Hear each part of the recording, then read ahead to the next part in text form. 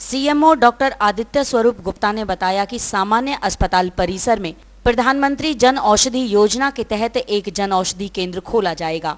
उन्होंने बताया कि इस केंद्र से कोई भी व्यक्ति सस्ते दामों पर दवा खरीद सकेगा। उन्होंने कहा कि यहां से सामान्य अस्पताल के अतिरिक्त अन्य अस्पतालों में इलाज कराने वाले रोगी भी दवा खरीद सकेंगे। उन्होंने कहा कि इससे गरीब जनता को काफी लाभ मिलेगा। हरियाणा की तरफ से हमारे पास में सभी प्रकार की दवाइयाँ अस्पताल में मुफ्त में उपलब्ध कराई जा रही है, परंतु उसके पश्चात भी कई तरह की दवाइयाँ ऐसी होती है कि जो कि हमारी एसेंशियल ड्रग लिस्ट में शामिल नहीं है, जो कि नहीं है, तो उस प्रकार की दवाइयाँ डॉक्टर कई बार लिखते हैं। तो उसके लिए जैसे कि माननीय प्रधानमंत्री जी ने प्रधानमंत्री भारतीय जन औषधि परियोजना शुरू करी हुई है, तो उनका भी लेटर मेरे पास आया था अभी गवर्नमेंट ऑफ इंडिया की तरफ से कि आप भी अपने कैंपस में खोलो। तो पहले मेरे दिमाग में ये बात आई कि हम लोग तो फ्री ऑफ कॉस्ट उपलब्ध करा रहे हैं, तो अब ये दिमाग में मेरे आया कि जो दवाइयाँ डॉक्टर जो हमारी एसेंशियल ड्रग लिस्ट में शामिल नहीं है और डॉक्टर बाहर से लिखते हैं, तो उन दवाइयों को ये जन औषधि के माध्यम से सस्ते रेट पर, मतलब इस पर जैसा कि मुझे बताया गया जन औषधि वालों की तरफ से कि सर जैसे सिट्रीजिन टैबलेट है 25 रुपये की 10 है, परंतु जन औषधि के अंदर ये 2.5 रुपये की 10 मिलेगी। तो मैं इस परियोजना पर भी कार्य कर रहा हूँ ताकि हमारे जो सामान्य अस्पताल में आए हुए जो पब्लिक है उनको जो भी ड्रग हमारी एसेंशियल ड्रग लिस्ट में उपलब्ध नहीं है उनको उनके अलावा ये दवाइयाँ सस्ते दरों पर जन औषधि केंद्र के अंदर उपलब्ध हो पाए। बाहर दवाई लेने की बाहर नहीं लेगा दवाइयाँ, जन औषधि के अंदर हमारी भी 1000 से ज़्यादा जैसा मुझे बताया गया है दवाइयाँ हैं, वो सभी प्रकार की दवाइयाँ जन औषधि केंद्र से सस्ते रेट पर, मतलब करीब 1/10 रेट के ऊपर मरीजों को उपलब्ध कराएंगे हम लोग यहाँ पर।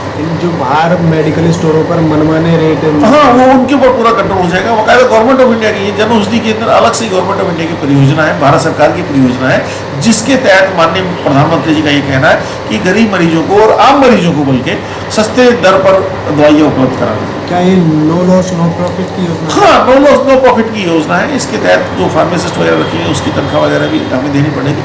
तो नो प्रॉफिट नो लॉस में सिर्फ इसका मकसद सिर्फ एक ही है कि आम जन को सस्ते दर पर दवाइयाँ उपलब्ध करा। तो सर कब तक शुरू हो जाएगा ये कोशिश करूँगा मैं एज अर्ली एज पॉसिबल। थोड़ी सी एक कमरा सा बनाना पड़ेगा, 120 स्क्वायर फीट का पता है, मैं करता हूँ, बात करता हूँ, बना के हम लोग फार्मासिस्ट रिक्रूट कर देंगे और MOU साइन करके हम लोग इसको as early as possible within, मतलब इस साल में कोशिश करता हूँ मैं इसको किसी तरह से जन औषधि केंद्र हमारे यहाँ पर खुल जाए।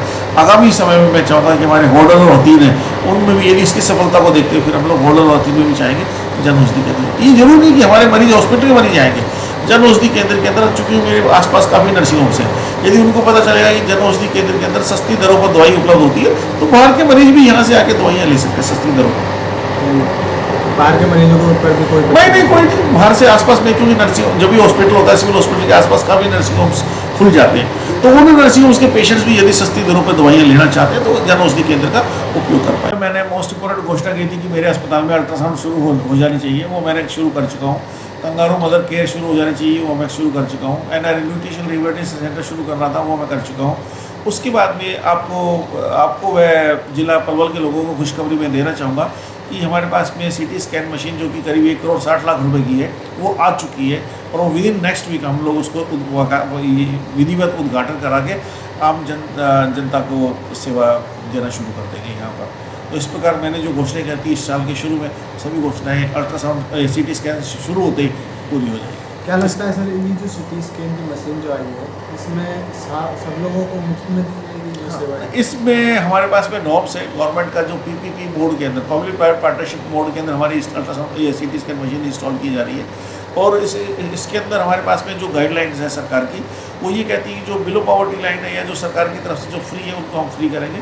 अबो पॉवर्टी लाइन के लिए जो रेट्स हैं वो उन्होंने बताया मुझे, CGHS की गवर्नमेंट ऑफ जो इंडिया है उसके अकॉर्डिंगली 15% प्राइस प्लस बढ़ा के है, वो मैं बाकायदा वहाँ जो उद्घाटन होगा उससे पहले मैं चाहूँगा कि एक एक चीज़ क्लियर करके आप आम मरीजों को, आम लोगों को पता चले कि CT स्कैन किन लोगों का फ्री होगा और फ्री करने के लिए हमें क्या क्या डॉक्यूमेंट्स की जरूरत होती है और किन लोगों का पैसा लगेगा, और पैसा लगेगा तो कितना कौन सा CT स्कैन के लिए कितना पैसा लगेगा, तो टोटली आपको जानकारी मैं दूँगा। यानी कि इस तरह की जो सुविधा आपने मुहैया कराई है इससे आम जनमानस जो आम रोगी है उसकी संख्या यहाँ ज़्यादा प्राइवेट में। हाँ, डेफिनेटली, क्योंकि जो रोड साइड एक्सीडेंट पेशेंट्स हैं, जो इमरजेंसी केसेस में बहुत ज़्यादा फायदा होगा हमारा। सबसे मोस्ट इंपॉर्टेंट क्वेश्चन हमारा यही होता है जो सिर की चोट के अंदर कहीं अंदरूनी चोट नहीं हो। CT स्कैन आने के बाद में हमें अंदरूनी चोट का भी पता चल जाएगा कि उस मरीज को अंदरूनी चोट है या नहीं है। यदि अंदरूनी चोट नहीं हुई तो हमें उस पेशेंट को फरीदाबाद या दिल्ली कहीं रेफर करने की जरूरत नहीं पड़ेगी, तथा उस पेशेंट को हम लोग कैप्ट ऑब्जर्वेशन रख के उसकी सिर की चोट का भी इलाज हम यहीं कर सकते हैं। तो लेकिन एक और बात मैं आपको बताना चाहूँगा, जो यहाँ CT स्कैन मशीन लगाई 18 स्लाइस की है ये, और most advance CT scan machine लगा रहे हैं। जैसा कि मुझे CT स्कैन मशीन लगाने वालों ने बताया, तो सर ये यहाँ पर प्राइवेट में किसी के पास भी इतनी उच्च तकनीकी की, इतनी एडवांस तरीके की CT स्कैन मशीन उपलब्ध नहीं है। This will be the best CT scan machine.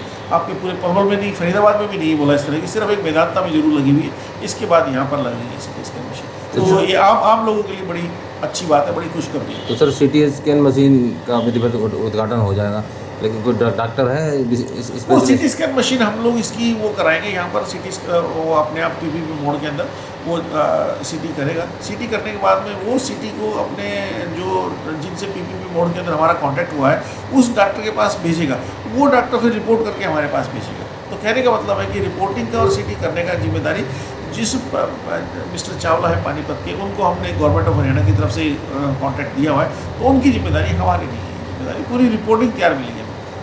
तो कहने का मतलब काफ़ी तरीके से हाँ, बहुत अच्छा, बहुत पलवल के लोगों के लिए एक तरह से शुभ सूचना है, खुशखबरी है।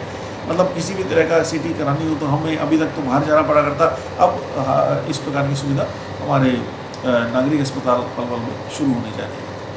Thank you.